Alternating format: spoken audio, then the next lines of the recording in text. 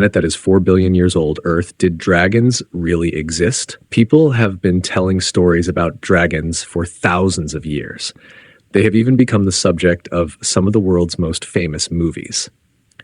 Watch until the end of this video because we're going to uncover the truth using scientific evidence. But here's the real question. Why did cultures that had never met each other, never traded with one another, and didn't even know the other existed all end up depicting dragons in remarkably similar ways? In China, they were portrayed as long, serpent-like creatures.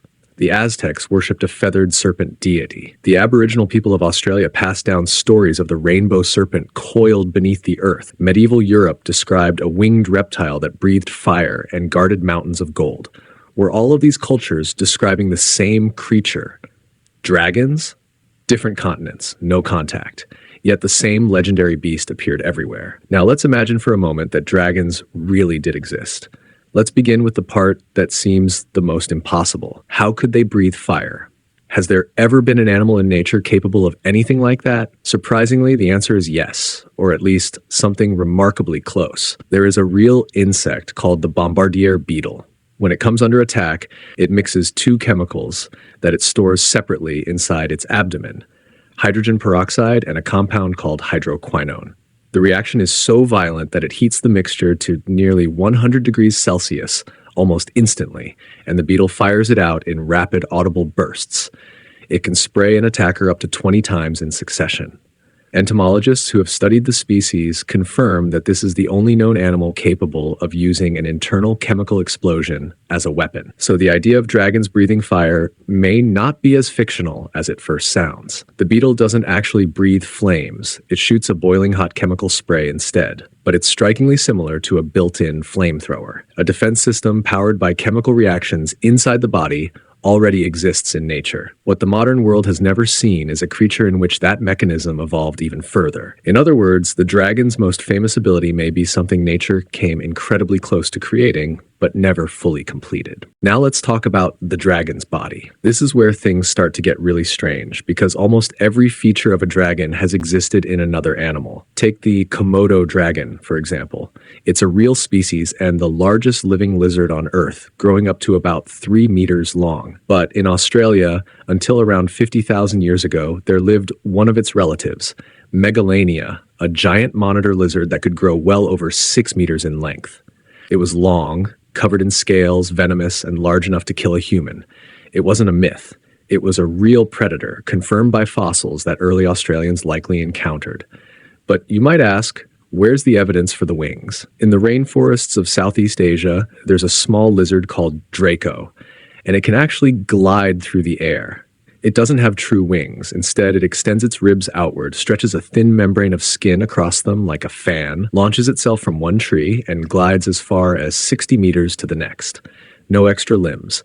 It simply turns the bones it already has into a natural glider. And if you're looking for a creature that could truly fly, we have Quetzalcoatlus, a pterosaur that lived around 68 million years ago, near the end of the age of dinosaurs. With a wingspan of about 11 meters, standing as tall as a giraffe when on the ground, and weighing roughly 250 kilograms, it could launch itself into the air by using its powerful forelimbs like giant poles. This, too, is a scientifically documented fact. In other words, animals possessing nearly every feature we associate with dragons really did exist. Every part of a dragon has existed in nature, then why has no animal ever combined all of those features into a single creature? Is there a reason for that? The answer comes down to two major biological rules. The first is limb count. Every vertebrate on Earth starts with the same basic body plan, 4 limbs. Since that blueprint first appeared, no vertebrate has ever evolved an extra pair of fully functional limbs. In other words, spare limbs simply don't exist. For example, a bird's wings are actually modified arms, and the same is true for bats. There is no biological mechanism that allows an animal to grow a pair of wings while also keeping a separate, fully functional pair of arms. It has to be one or the other.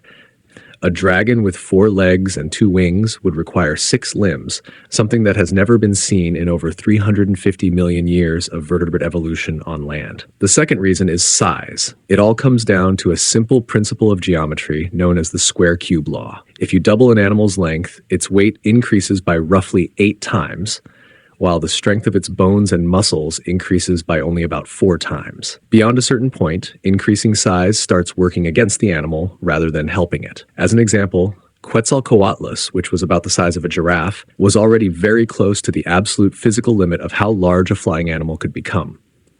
Now imagine a creature with 6 limbs, the ability to produce fire, an enormous body, massive weight, and still somehow capable of flight.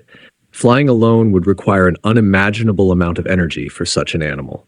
From a mathematical and biomechanical standpoint, it's extremely unlikely to be possible. Before we conclude that dragons were impossible, one question still remains. If dragons never existed, why did so many civilizations include them in their myths? There are 2 realistic explanations, and both are supported by real scientific research.